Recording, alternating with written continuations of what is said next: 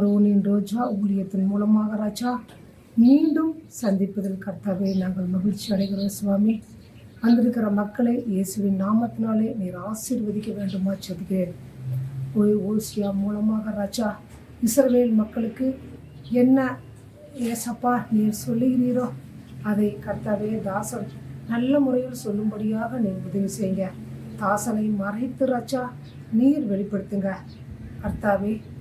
இஸ்ரவேல் மக்களுக்கு சொன்ன காரியத்தை கர்த்தாவே நீர் எங்களுக்கு சொல்லுங்க ராஜா. நாங்களும் கர்த்தாவே உங்களுடைய சமூகத்தில் வரும்படியாக நீர் எங்களை ஆசீர்வதியும் நலப்படுத்தும். தாசனை மறைத்து உண்மை வெளிப்படுத்தும். இயேசுவின் மூலம் செபிக்கிறேன் சீயோன் உள்ள நல்ல தகப்பனே, ஆமென். அன்பானவர்களே, இந்த வேத ஆராய்ச்சி பகுதிக்கு இந்த நாளில் வந்திருக்கிற அனைவரையும் ஆண்டவராகிய இயேசு கிறிஸ்து நாமத்தினாலே வரவேற்கிறேன். இந்த நாளிலே வேதாந்தத்திலே சொல்லப்பட்ட ஒரு முக்கியமான புஸ்தகத்தை நாம் ஆராய்ச்சி போகிறோம். அதில் சருத்துக்கள், அதிலே தேவன் நமக்கு கற்றுக் கொடுக்கக்கூடிய பாடம் என்ன என்பதை குறித்து நாம் தெரிந்து கொள்ளலாம். ஓசியா தீர்க்கதரிசியின் புஸ்தகம் வேதாகமத்திலே பழைய ஏற்பாட்டின் புஸ்தகத்திலே இது 28வது நூல். ஓசியா என்பதற்கு ரட்சிப்பு என்று பெயர். ஓசியா என்பதற்கு ரட்சிப்பு என்று பெயர். அன்பானவர்களே, இந்த ஓசியா தீர்க்கதரிசியை பற்றி நாம் தெரிந்து கொள்வதற்கு முன்பாக இதனுடைய பின்னணி என்ன என்பதை குறித்து நாம் தெரிந்து கொள்ள வேண்டும். கானான் நாடு என்பது இரண்டாக பிரிக்கப்பட்டு ஒன்று இஸ்ரவேல் என்றும் மற்றொன்று யூதா என்றும் பிரிக்கப்பட்டது. முதலில் கானான் இஸ்ரவேல் ஒன்றும் இல்லை, யூதா என்றும் இல்லை. அது பொதுவாகவே அது கானான் தேசம் என்று அழைக்கப்பட்டது. என்றால் கானான் தேசம் வாக்குத்தத்தம் பண்ணப்பட்ட தேசம். அந்த கானான் தேசம் இரண்டாக பிரிக்கப்பட்டது. ஒன்று இஸ்ரவேல் என்றும் மற்றொன்று யூதா என்றும் பிரிக்கப்பட்டது. இது யாருடைய காலத்திலே ஏன் இது பிரிக்கப்பட்டது என்று சொன்னால், சாலமோன் தேவனுடைய வசனத்திற்கு கீழ்ப்படியாமல் போனதுனாலே, தேவனுடைய சத்தத்திற்கு கீழ்ப்படியாமல் போனதுனாலே சாலமோனுக்கு பின்பு அது கானான் தேசம் இரண்டாக பிரிக்கப்பட்டு 10 கோத்திரங்கள் ஒன்றாக இஸ்ரவேல் என்று அழைக்கப்பட்டது. அதற்கு சாலமோனுடைய ஊழியக்காரனாகிய யெரொபெயாம் ராஜாவாக இருந்தான். 2 கோத்திரங்கள் யூதா புத்திரர் கொடுக்கப்பட்டிருந்தது. அதற்கு ராஜாவாக ரெகொபெயாம் சாலமோனுடைய மகன் ராஜாவாக ஏற்படுத்தப்பட்டான். இப்படிப்பட்ட இஸ்ரவேல் என்பது வடக்கு தேசம் என்றும் யூதா என்பது தெற்கு தேசம் என்றும் அழைக்கப்பட்டது. எரேமியா தீர்க்கதரிசி யூதாவினுடைய மக்களுக்கு இறுதி எச்சரிப்பை எப்படி கொடுத்தாரோ, தேவனுடைய வசனத்திற்கு கீழ்ப்படியாமல் போனால் தேவனுடைய நியாயத்தீர்ப்பு உங்களுக்கு வரும் என்று எப்படி எச்சரித்து சொன்னாரோ, அதுபோல ஓசியா தீர்க்கதரிசி இஸ்ரவேல் ஜனங்களுக்கு கடைசி எச்சரிப்பாக, அல்லது தேவனுடைய ஏன் அவர்களுக்கு கடைசி எச்சரிப்பாக கொடுத்தாங்க, இஸ்ரவேல் ஜனங்கள் தேவனுக்கு விரோதமாய் செய்த பாவத்தின் நிமித்தமாக அவர்கள் அசீரிய ராஜாக்கினாலே நியாயந்திருக்கப்படுவார்கள் என்பதை குறித்து ஒரு எச்சரிப்பை கொடுக்கும் வண்ணமாக இந்த ஓசியா தீர்க்கதரிசி சொல்லப்படுது. ஓசியா தீர்க்கதரிசி பின்வாங்கி போன அல்லது தேவனை விட்டு விலகி போன இஸ்ரவேல் தேசத்தாருக்காக சொல்லப்பட்ட உரைக்கப்பட்ட தீர்க்கதரிசி தான் ஓசியா தீர்க்கதரிசி. ஏன் இந்த ஓசியாக்கு ஏன் இஸ்ரவேல் ஜனங்களுக்கு தேவன் இவ்வளவு பெரிய ஒரு எச்சரிப்பையும் அவள் செய்த பாவத்தையும் சுட்டி காட்டுகிறார் என்றால், அவர்கள் தேவனுக்கு விரோதமாய் செய்த ஒரே ஒரு பாவம், அதுதான் விக்கிர ஆராதனை. அவர்கள் தேவனையும் வணங்கி கொண்டு பாகாலுக்கும் ஆராதனை செய்து வந்தபடினாலே தேவனுடைய கோபம் அவர்கள் மேல் இருந்தது. அன்பானவர்களே, தேவன் அருவருக்கக்கூடிய ஒரு காரியம், தேவனாலே விபச்சாரத்திற்கு ஒப்பிட்டு சொல்லப்பட்டக்கூடிய பாவம் விக்கிர ஆராதனை. ஏனென்றால் நியாயப்பிரமாணத்திலே சொல்லப்பட்டபடி மேலே வானத்திலும் கீழே பூமியிலும் பூமிக்கு தண்ணீரிலும் யாதொரு சுரூபத்தையாவது விக்கிரத்தையாவது உண்டாக்கும் அவருடைய நமஸ்கரிக்க வேண்டாம் என்பது நியாயப்பிரமாணத்தின் கட்டளை. இந்த முதல் தேவனுடைய கட்டளையே இஸ்ரவேல் ஜனங்கள் மீறி தங்களுக்கென்று விக்கிரஹாரா தங்களுக்கென்று தெய்வங்களை உண்டாக்கி கொண்டார்கள். ஆகவேதான் இஸ்ரேல் ஜனங்கள் மேலும் யூதா ஜனங்கள் மேலும் தேவனுடைய கோபம் அதிகரித்து கொண்டே இருந்தது. அவர்கள் செய்த ஒரே ஒரு பாவம், முக்கியமான பாவம், அவர்கள் தேவனை விட்டு விக்கிரகங்களை தங்களுக்கு தெய்வங்களாய் கொண்டதாலே அது ஒரு விபச்சார பாவத்திற்கு ஒப்பிட்டு சொல்லப்பட்டது. தேவன் அருவருக்கக்கூடிய ஒரு மனுஷன் இன்னொரு மனுஷனுடைய செய்வதுதான் விபச்சாரம் அல்ல. ஒரு மனுஷன் ஜீவனுள்ள தேவனை விட்டு விக்கிரகங்களை வணங்குவதும் ஒரு விபச்சார பாவத்திற்கு சமமாகும். ஆகவேதான் தேவன் அப்படிப்பட்ட பாவத்தை செய்த மக்களுக்கு ஒரு நியாய தீர்ப்பை கொடுப்பார். அப்படிப்பட்ட மக்கள் தேவனிடத்திலே மனம் திரும்ப வேண்டும் என்பதற்காக இந்த ஓசியா புஸ்தகத்தினுடைய முக்கியமான சாராம்சமே என்னவென்றால் தேவனிடத்திலே மனம் திரும்ப வேண்டும், தேவனிடத்திலே மனம் திரும்ப வேண்டும், தேவனுக்கு விரோதமாக செய்த பாவங்களை அவருக்கு விலக வேண்டும் என்பதை குறித்து தான் ஓசியா தீர்க்கதரிசியின் புஸ்தகத்திலே முக்கியமாக குறிப்பிட்டு சொல்லப்பட்ட ஒரு காரியம். அன்பானவர்களே, அதற்கு தேவன் இந்த ஓசியா தீர்க்கதரிசியை கொண்டு செல்லும் பொழுது ஓசியாவுக்கு தேவன் ஒரு கட்டளை கொடுக்கிறார். படிங்கள் ஓசியாவின் புஸ்தகம் 1ஆம் அதிகாரம்.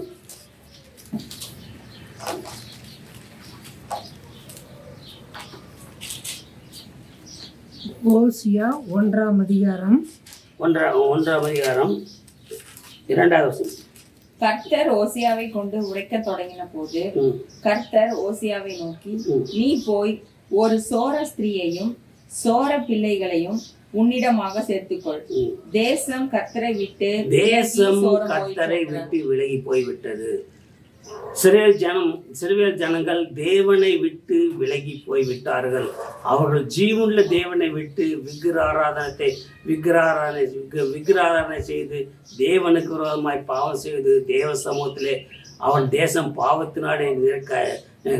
பாவத்தினாலே நிறைந்திருக்குது என்பது. அதற்காக தேவன் ஒரு உதாரணத்தை சொல்கிறார். அவர் ஒரு பெரிய தேவனுடைய மனுஷன், ஒரு ஓசியா தேவனுடைய மனுஷன். ஆனால் தேவன் அவனுக்கு ஒரு கட்டளை கொடுக்கிறார். என்னென்றால், நீ ஒரு சோர ஸ்திரீ, உலகத்திலே சம்யோகமாய் அல்லது உலகத்திலே சுகபோகமாய் வாழக்கூடிய ஒரு ஸ்திரியை உனக்கு மனைவியாக ஏற்றுக்கொள். அவள் எப்படிப்பட்டவளாக இருந்தாலும் சரி, அவளுடைய வாழ்க்கை எப்படிப்பட்ட மோசமான வாழ்க்கையாக இருந்தாலும் சரி, அவளுடைய பிள்ளைகள் எப்படிப்பட்ட பிள்ளைகளாக இருந்தாலும் சரி, நீ அவளை உனக்கு மனைவியாக ஏற்றுக்கொள் என்று சொல்கிறார். இது எதற்கு சொல்லப்பட்டிருக்கிறது என்றால், தேவன் அன்புள்ளவர். இஸ்ரவேல் ஜனங்கள் எப்படிப்பட்ட பாவத்தை செய்தவர்களாக இருந்தாலும், எப்படி அந்த ஓசியா தீர்க்கதரிசி அந்த சோரஸ்திரி அல்லது கோமேரை தன் மனைவியாக மாற்றிக்கொண்டாரோ, அதுபோல இஸ்ரவேல் ஜனங்கள் எப்படிப்பட்ட பாவத்தை செய்த தன்னிடத்திலே வந்தாலும் அவர்களை ஏற்றுக்கொள்ள தயாராக இருக்கிறார். அவர் செய்த பாவத்தை மன்னிப்பதற்கு அவர் தயாராக இருக்கிறார். அவர்கள் எப்படிப்பட்ட பாவத்தை செய்தவர்களாக இருந்தாலும் அவள் செய்த பாவத்தை விட்டு மனம் திரும்பும் பொழுது தேவன் அவர்களை தம்முடைய பிள்ளையாக மாற்றிக்கொள்ளக்கூடியவராக இருக்கிறார். ஓசியா தீர்க்கதரிசியின் புஸ்தகத்தை 3 பகுதிகளாக பிரிக்கலாம். ஒன்று, தேவன் தமது ஜனங்களின் பாவங்களை வெறுக்கிறார். பாவம் செய்த மனுஷர்களை தேவன் வெறுக்கிறார் அல்லது பாவத்தை வெறுக்கிறார் என்று பொருள். 2வது, பாவம் செய்த மனுஷனுக்கு நியாய தீர்ப்பு உண்டு.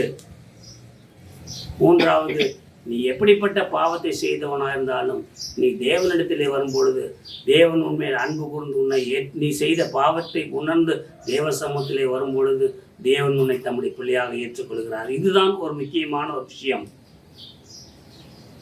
ஆகவே இந்த சோரஸ்திரி அல்லது கோமர் ஏன் ஓசியாவை திருமணம் செய்து கொள்ளக்கூடிய தேவன் ஓசியாவுக்கு சமமாக கருதப்படுகிறார்.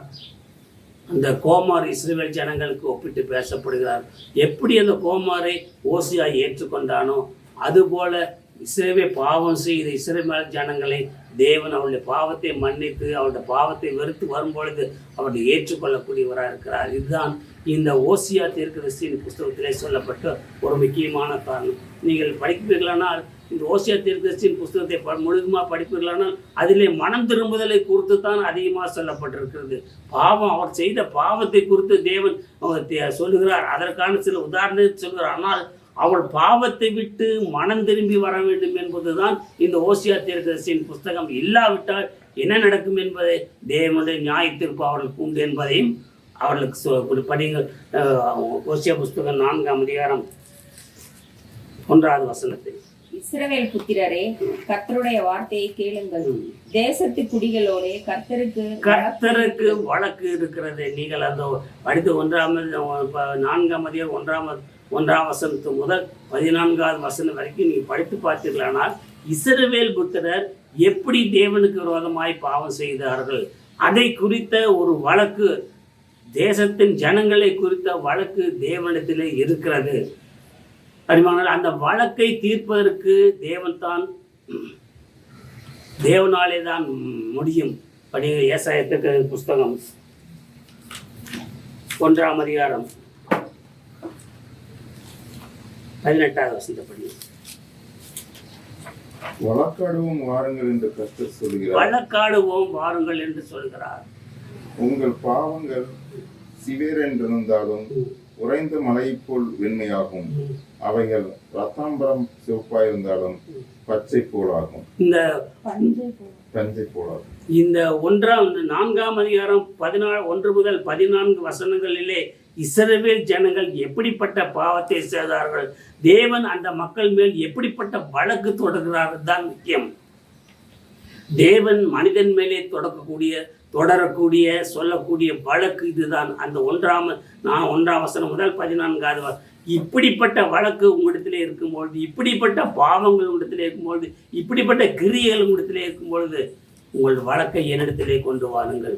உங்களுடைய வழக்கை நான் தீர்க்கக்கூடியவராக இருக்கிறேன். உங்களுடைய வழக்கு எப்படி, அதாவது உங்களுடைய பாவம் எப்படிப்பட்டதாக இருந்தாலும், அது சிவப்பாக இருந்தாலும் கருப்பாக இருந்தாலும் மஞ்சளாக இருந்தாலும் எப்படிப்பட்ட பாவமாக இருந்தாலும் நீங்கள் என்னிடத்திலே வரும்பொழுது வழக்காட வாருங்கள். தேவன் நம்மை கூட அப்படித்தான் அழைக்கிறார். நம்முடைய எப்படிப்பட்ட சூழ்நிலையிலே இருந்தாலும், நாம் எப்படிப்பட்ட பாவிகளாக இருந்தாலும், நாம் எப்படிப்பட்ட பாவத்திற்கு அடிமைகளாக இருந்தாலும் தேவன் நம்முடைய பாவத்தை சுட்டி காட்டி நம்மோடு நீங்கள் என்னிடத்திலே வரும்பொழுது அது எவ்வளவு பெரிய பாவமாக இருந்தாலும், அது எவ்வளவு பெரிய தேவனுக்கு விரோதமாக இருந்தாலும் அது அவங்க ரத்தத்தினாலே கழுவப்படும் பொழுது அது பஞ்சை போல. இதுதான் தேவன் மனிதத்திலே காட்டக்கூடிய அன்பு. மனிதத்திலே தேவன் என்னத்துக்கு காட்டக்கூடிய அன்பு, எப்படிப்பட்ட பாவியாக இருந்தாலும் அவர் உன்னை நேசிக்கிறார். எப்படிப்பட்ட பாவத்திற்கு அடிமைப்பட்டவர்களாக இருந்தாலும் நீ தேவனிடத்திலே மனம் திரும்பி வரும்பொழுது அந்த பாவத்தை மன்னிக்கிறார். எப்படிப்பட்ட பாவத்திற்கு நீ அடிமையாக இருந்தாலும் அந்த பாவத்திலிருந்து விடுதலை பெற முயற்சிக்கும் பொழுது தேவன் உனக்கு அந்த பாவத்திலிருந்து விடுதலை கொடுக்கிறார். படியுங்கள் 1 கொரிந்தியர் 6ஆம் அதிகாரம் 20வது வசனம்.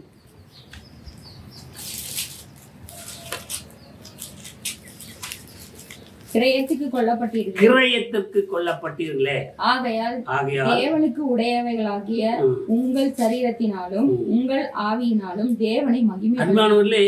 கிரயத்திற்கு நாம் இயேசு கிறிஸ்து தம்முடைய இரத்தத்தை நம்முடைய பாவங்களுக்காக கிரயமாக செலுத்தியுள்ளார்.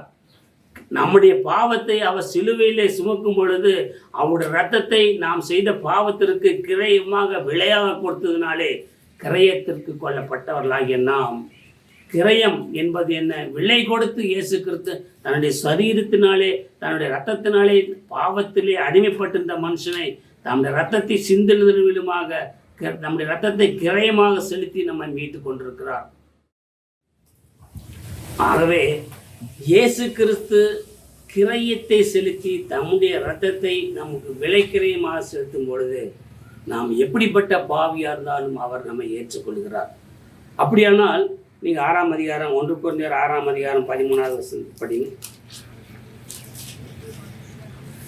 வயிற்றுக்கு போஜனமும் போஜனத்துக்கு வயிறும் இருக்கும், ஆனாலும் தேவன் இதையும் அதையும் அழிய பண்ணுவார். சரீரமோ வேசித்தனத்திற்கு அல்ல, கர்த்தருக்கே உரியது. நம்முடைய சரீரம் பாவம் செய்வதற்கு அல்ல, நம்முடைய சரீரம் பாவத்திற்கு அடிமைப்பட்டதல்ல. நம்முடைய சரீரத்தினாலே தேவனுக்கு விரோதமாய் பாவம் செய்வதை தேவன் விரும்புவதே இல்லை. படிங்க. அதே மாதிரி 19வது வசனத்தை படிங்க. 1 கொரிந்தியர் 6ஆம் அதிகாரம். உங்கள் சரீரமானது நீங்கள் தேவனாலே பெற்றும் உங்களில் தங்கியும் இருக்கிற பரிசுத்த ஆவியினுடைய ஆலயமாய் இருக்கிறது என்றும் நீங்கள் உங்களுடையவர்கள் என்றும்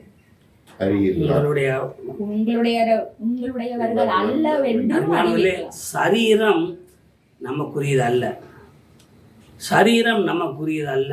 அது தேவனுக்குரியது. ஆகவே இந்த சரீரத்திலே தேவனுக்கு விரோதமாய் பாவம் செய்கிற மக்களாக இருக்கக்கூடாது. இந்த சரீரத்திலே தேவனுக்கு விரோதமாய் பாவம் நம்முடைய சரீரம் நமக்குரியது அல்ல, அது தேவனுக்குரியது. இது பரிசுத்தமாக இருக்க வேண்டும், அது பாவம் செய்யாதா இருக்க வேண்டும், அது பாவத்திற்கு விலக்கி நம்மை காத்துக்கொள்ளக்கூடிய கிருபையும் பலனும் தேவனத்திலே பெற்றுக்கொள்ள வேண்டும். அன்பானவர்களே, முதலாவது தேவன் பாவத்தை வெறுக்கிறார். ரெண்டாவது, பாவத்தை பாவம் செய்கிற மனுஷனுக்கு தண்டனை உண்டு. இதை எதன் மூலம் வெளிப்படுத்தினார் என்றால், இஸ்ரவேல் ஜனங்களுடைய கடைசி காலத்திலே அவர்கள் அசீரிய ராஜாவினால் அழிக்கப்படுவதற்கு முன்புதான் இந்த ஓசியா தீர்க்கதரிசியை தேவன் பயன்படுத்துகிறார். அவர்கள் அழிக்கப்படாதபடிக்கு ஓசியா தீர்க்கதரிசியை கொண்டு அவர்கள் செய்த பாவத்தை, அதான் ஓசியா புஸ்தகம் 4ஆம் அதிகாரத்தில் சுட்டிக்காட்டு, அவர்கள் வரக்கூடிய தண்டனையிலிருந்து அவர்களை விடுதலையாக்கும்படியாக இப்படிப்பட்ட காரியத்தை அவர் செய்கிறார். ஆனால் அந்த ஜனங்கள் தேவனுடைய வசனத்திற்கு கீழ்ப்படியாமல் தாங்கள் செய்த பாவத்தை விட்டு விலகாதனாலே, தாங்கள் செய்து வந்த விக்கிராராதனையில் தங்களை விலக்கி காத்துக்கொள்ளாதனாலே தேவனாலே ஒரு நியாய தீர்ப்பு அசீரிய ராஜாக்களால் கொடுக்கப்பட்டது. அசீரிய ராஜாக்கள் இஸ்ரவேலை முற்றிலுமாய் அழித்து போட்டார்கள். யூத ஜனங்களாவது பாபிலோனில் போய் சிறைப்பட்டு மீண்டுமாய் வந்தார்கள். ஆனால் அசீரிய ராஜாக்களால் இஸ்ரவேல் ஜனங்கள் முற்றிலுமாய் அழிக்கப்பட்டு அவர் அகதிகளாக அடிமையாக உலகம் எங்கும் சிதறப்பட்டவர்களாக இருந்தார்கள். அன்பானவர்களே, பாவம் செய்கிற மனுஷனுக்கு நிச்சயமாய் தண்டனை உண்டு. பாவம் செய்கிற மனுஷனத்திலே தேவன் அன்பு கூறுகிறார். ஆனாலும் பாவத்திலே அவன் வாழ்வானால் அவனுக்கு தண்டனை உண்டு.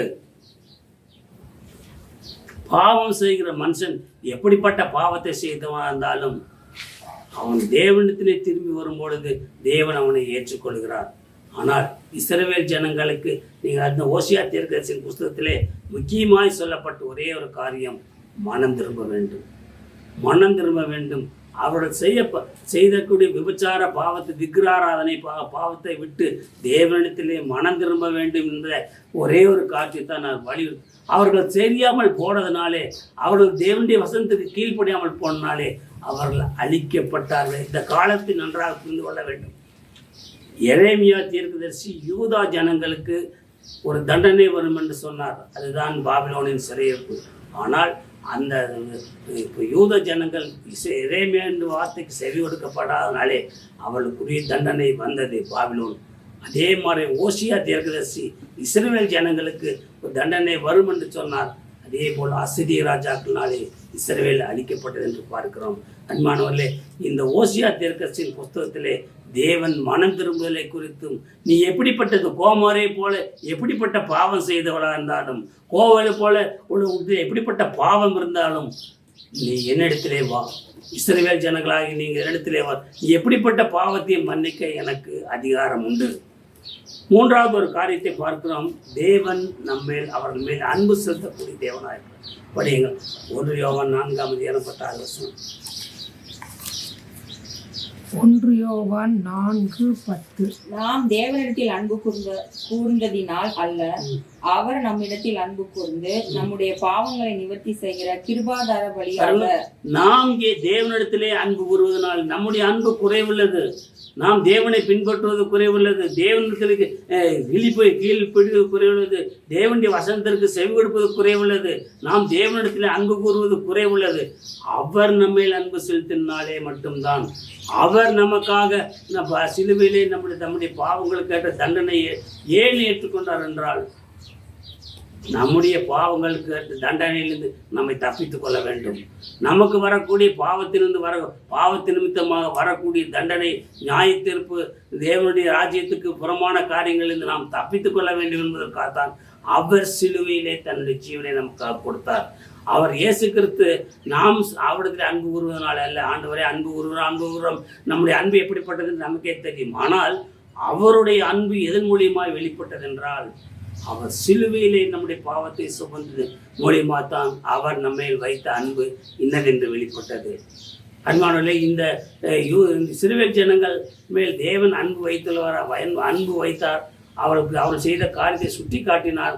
ஓசியாவை போல ஒரு உதாரணத்தை சொன்னார். நீ எப்படிப்பட்ட சூழ்நிலையில் இருந்தவளாக இருந்தாலும் தேவன் உன்னை ஏற்றுக்கொள்ளக்கூடியவராக. ஆனால் இஸ்ரவேல் ஜனங்கள் கேட்கவில்லை. அதை கேட்ட தண்டனையை அனுபவித்துக்கள். நீங்கள் இந்த ஒருவேளை இந்த இஸ்ரவேலுடைய ஆதிக்கம் இந்த ஓசியா தீர்க்கதரிசியின் தீர்க்கசனத்தோட முடிந்து விட்டது. எப்படி எரேமியா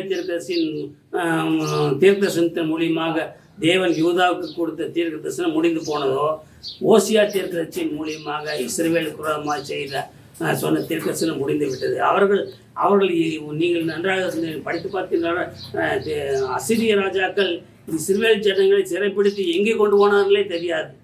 அதற்கு பின்பு இஸ்ரவேல் என்கிற ஒரு நாடு உருவாகவே இல்லை. அதற்கு பின்பு இஸ்ரவேல் ஒன்று சேர்ந்தார்கள் என்று சொல்லவில்லை. ஆனால் யூதா கோத்திரம் மட்டும் அது ஒரு தேவனுடைய சித்தப்படைந்தனாலே, யூதாவின் வம்சத்தில் இயேசு கிறிஸ்து வர வேண்டும் என்ற ஒரு தேவனுடைய திட்டம் இருந்தனாலே அது காப்பாற்றப்பட்டது. தேவனுடைய நியாயத்திற்கு மாறாதது, தேவனுடைய வார்த்தைகள் மாறாது, தேவன் பொய் சொல்லாத தேவன். ஆகவே அபிமானவில்லை, தேவன் நம்மை நேசிக்கிறார், நம்மில் அன்பு கூறுகிறார். ஆனால் நம்மிடத்தில் இருக்கக்கூடிய பாவத்தை வெறுக்கிறார். நாம் செய்ய பாவத்தை விட்டு அவரிடத்திலே வரும்பொழுது மட்டும்தான் இஸ்ரவேல் ஜனங்கள் தேவனிடத்திலே நேரில் சேர முடியாதபடிக்கு அவரிடத்தில் காணப்பட்ட காரியம். அவர்கள் தேவனையும் சேவித்தார்கள், பாகாலையும் சேவித்தார்கள். பாகாலுக்கும் ஆராதனை செய்தார்கள், தேவனுக்கும் ஆராதனை செய்தார்கள். ஆகவேதான் அவருடைய ஆராதனையை அல்லது தேவன் சத்தத்திற்கு முழுமையாக கீழ்ப்படியாது போனதனாலே அவர்கள் தேவனை விட்டு விரட்டப்பட்டார்கள், தேவனாலே நியாயந்தற்கப்பட்டார்கள், தேவனுடைய தண்டனைக்குள்ளானார்கள். அன்பானவர்களே, உலகத்துக்கும் மனுஷனுக்கும் உலகத்துக்கும் தேவனுக்கும் இரண்டு எஜமானுக்கும் நம்மளால் ஊழியம் செய்ய முடியாது. உலகப் பொருளுக்கும் தேவனுக்கும் இரண்டு நினைவுகளால் நாம் தேவனை பின்பற்ற முடியாது.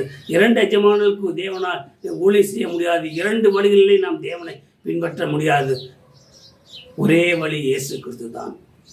ஆனால் அந்த கோமாரை ஓசியா எப்பொழுது அன்போடு ஏற்றுக்கொண்டானோ அதுபோல நம்மையும் ஆண்டவர் ஏற்றுக்கொள்ளக்கூடிய நிலையிலே தான் இருக்கிறார். ஏனென்றால் அவர் அன்புள்ள தேவன். இப்படிப்பட்ட நிலையில் இருக்கக்கூடிய பாவியும் அவரிடத்திலே வரும்பொழுது அவனை ஏற்றுக்கொள்ளக்கூடிய ஒரு சூழ்நிலையில் இருக்கிறார்.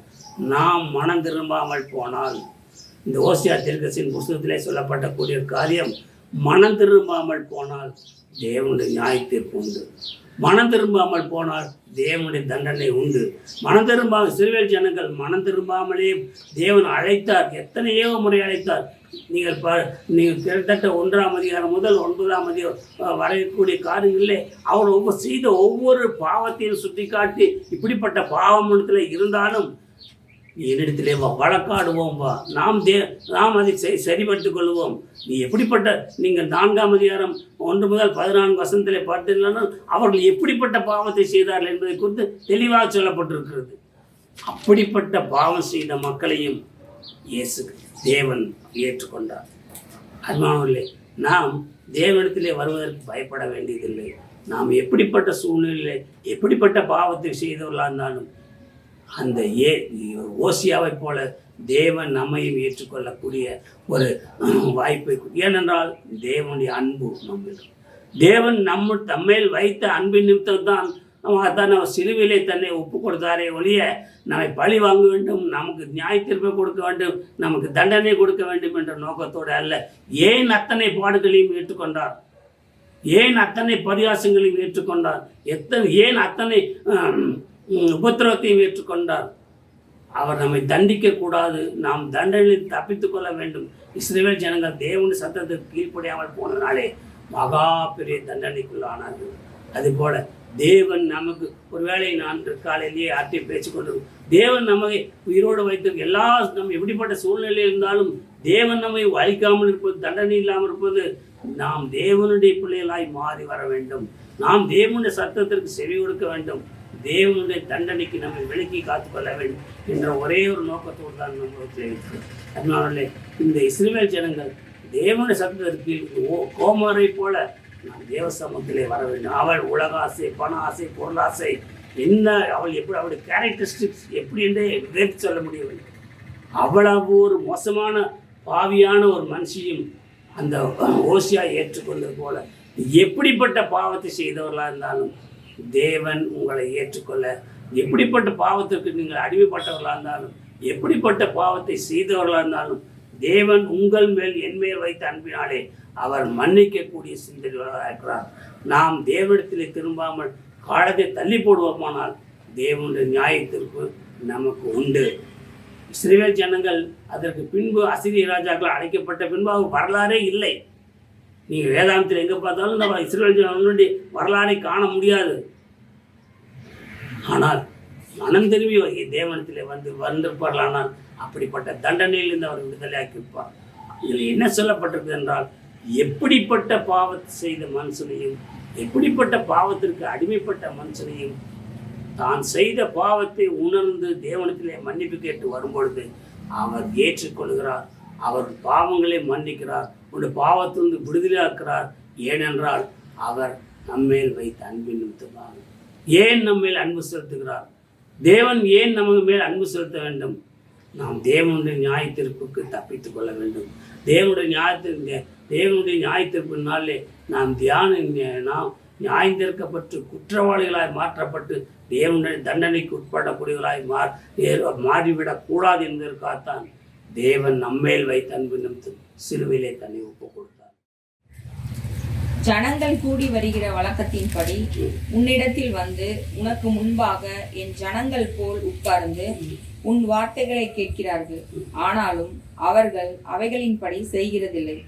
அவர்கள் தங்கள் வாயினாலே இன்பமாய் பேசுகிறார்கள். அவர்கள் இருதயமோ பொருளாசையை பின்பற்றி போகிறது. வெளியிலே ஆலயத்துக்கே போகும்பொழுது நம்மை தேவனுடைய பிள்ளைகளாய் காட்டிக் கொள்கிறோம். வெளியிலே நம்முடைய வாழ்க்கை எப்படி இருக்கிறது? வெளியிலே நாம் உள்ளே போய் நம்முடைய எல்லா பக்தி அந்த சராசரங்களையும் காட்டுகிறோம். ஆனால் வெளியிலே நாம் எப்படி இருக்கிறோம்? இதுதான் நம்முடைய ஆவிக்குரிய வாழ்க்கையிலே நிலைமை. நாம் தேவனுடைய பிள்ளைகளாக போல எல்லாவற்றிலும் இருக்கிறோம்.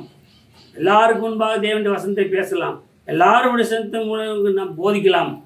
ஆனால் வெளியிலே நீ பாவம் செய்வாயானால், வெளியிலே ஆலயத்தில் இருக்க வரைக்கும் உன்னை தேவனுடைய பிள்ளையாகவும் வெளியிலே ஒரு பாவியாகவும் உன்னை காட்டிக்கொள்வீர்களானால் இதைவிட மோசமான நிலைமை யாருக்கும் வராது. ஆகவே நாம் தேவனுடைய வசனத்தை கேட்கிறதிலே மட்டுமல்ல, அதற்கு செவி கொடுக்கக்கூடிய மக்களாக இருப்போமானால் மட்டும்தான் நாம் தேவனுக்கு பிரியமுள்ள மக்களாக மாற முடியும். அருமையானவர்களே, அந்த கோமாரை தேவனுடைய வசனத்தின்படி ஓசியா ஏற்றுக்கொண்டது போல இஸ்ரவேல் ஜனங்களை தேவன் தன்னிடத்திலே வரும்படி அழைக்கிறார். பாவம் செய்த மனுஷர்களை, தேவனை விட்டு விலகி போன மனுஷனை, தேவனுக்கு விரோதமாய் பாவம் செய்த மனுஷன் தன்னிடத்திலே வரும்படியாக நீ எப்படிப்பட்ட பாவத்தை செய்தாலும் அவரிடத்தில் உண்மையில் அவர் வைத்திருக்க அன்பின் நிமித்தமாக அவர் உன்னை ஏற்றுக்கொள்வார். நீ மனம் திரும்ப உன் இருதயத்தை கடினப்படுத்தி கொண்டு உன் கழுத்தை கடினப்படுத்தி கொண்டு போவாயானால் தேவனுடைய நியாயம். இப்பொழுது தேவன் மேல் அன்பு செலுத்தலாம். இப்பொழுது தேவன் மேல் அன்புள்ளவராக இருக்கலாம். ஏனென்றால் நீ மனம் திரும்ப வேண்டும். ஏனென்றால் அவருடைய வருகையை எதிர்பார்த்து கொண்டிருக்கிறார். ஆனால் தேவனுடைய அன்பு எப்பொழுதுமே நிலையானதாக இருக்காது. அவருடைய கோபம் உண்மையில் பற்றியதுக்கு முன்பாக நீ மனம் திரும்பி தேவனுடைய வசனத்திற்கு செவி கொடுத்து உன்னை தேவனுடைய பிள்ளையாக மாற்றிக்கொள்ள தேவன் கிருபை செய்வார். ஜெபம் செய்வோம். எங்கள் அன்பின் பரலோக, இந்த மாலை வேலைக்காக நன்றி சொல்கிறோம். ஆண்டவரே, இந்த சாரோனின் ஊழியத்தின் மூலம் ஆண்டவரே அநேக காரியங்களை கற்றுக்கொடும்படியாக எங்களுக்கு செய்த கிருபைக்காக ஆண்டவரே நாங்கள் நன்றி செலுத்துகிறோம். சாமி, ஆண்டவரே இதை நடத்துகிறதான ஜான் செலுத்துகிற அண்ணாச்சி ஆண்டவரை டீச்சருக்காக வருகிறோம். சாமி, அவங்களை குடும்பமாக நீங்கள் ஆசீர்வதிங்க, பலப்படுத்துங்க. இன்னும் அனைவருக்குள்ளே அவரை வழிநடத்துமாறு ஆண்டவரை உங்களுடைய பாதத்தில் கெஞ்சி கேட்கிறோம். சாமி, ஆண்டவர் இன்றைய நாளில் கூட ஓசியாவை குறித்தான ஒரு சில காரியங்களை எங்களுக்கு கற்றுக் கொடுத்ததற்காக ஆண்டவரை நாங்கள் இந்த நேரத்தில் நன்றி செலுத்துகிறோம். சாமி, இஸ்ரவேல் மக்கள் ஆண்டவரை எச்சரிக்கிற ஒரு ஓசியாவாக காணப்படுகிறதை நாங்கள் பார்க்கிறோம். சாமி, ஆண்டவரே மனம் திரும்புதலை குறித்து அவர் எவ்வளவோ காரியங்களை ஆண்டவரே இஸ்ரவேல் மக்களுக்காக சொல்லுகிறதை பார்க்கிறோம். சாமி, ஆண்டவரே பழைய ஏற்பாட்டின் காலத்திலிருந்து கர்த்தர் சொல்லுகிற காரியம் மனம் திரும்புங்கள் என்று சொல்லிதான் சொல்லுகிறார். இயேசு கிறிஸ்துவும் அப்படிதான் மனம் திரும்புங்கள் என்று சொல்லி ஆண்டவரை வேதத்தில் சொல்ல போகிறோம். ஆண்டவர் யோவான் ஸ்நானகனும் ஆண்டவரே மக்களை பார்த்து அந்த அன்றைய நாட்களில் மனம் திரும்புங்கள் என்று சொல்லி பரலோகராஜ்யம் சமீபித்திருக்கிறது என்று சொல்லி சொல்கிறதை நாங்கள் பார்க்கிறோம் சாமி. ஆண்டவரே, முழு வேதாகமும் ஆண்டவரே மனம் திரும்புதலை குறித்து தான் சொல்லுகிறது சுவாமி. எப்படிப்பட்ட பாவமாக இருந்தாலும் ஆண்டவரை மன்னிக்க தயவுள்ள ஆண்டவர் நம்மிடத்தில் இருக்கிறார் என்பதை சொல்லி நம்ம பார்க்கிறோம் சாமி. இந்த காரியங்களை ஆண்டவரே ஓசியா ஆணித்தரமாக அவர் சொல்லுகிறத நம்ம பார்க்கிறோம் சாமி. இவ்வளவு காரியங்களை கற்றுக் கொடுத்ததற்காக நாங்கள் நன்றி செலுத்துகிறோம் சாமி. ஆண்டவரே, நாங்கள் உலகத்திற்குள்ள போகிற பொழுதும் ஆண்டவரே, உலகத்திற்குள்ளாக ஆண்டவரை நடக்கிற பொழுதும் ஆண்டவரே, எங்களுடைய பாவ வாழ்க்கையை விட்டு ஆண்டவரே நாங்கள் மனம் திருமண பிள்ளைகளாக இருக்க உதவி செய்யுங்க சாமி. எங்கள் முழுவதையும் ஒப்பு கொடுக்கிறோம். ஆண்டவர் அருமை ரட்சகமாக இயேசு நாமத்தில் வேண்டுகிறோம். எங்கள் இரக்கம் பிதாவே. ஆமென். என் ஆத்துமாவே கர்த்தரை ஸ்தோத்திரி, என் முழு உள்ளமே பரிசுத்தத்தை ஸ்தோத்திரி. என் ஆத்துமாவே கர்த்தரை ஸ்தோத்திரி, கர்த்தர் செய்த சகல உபகாரம் மறவாதே. ஆமென்.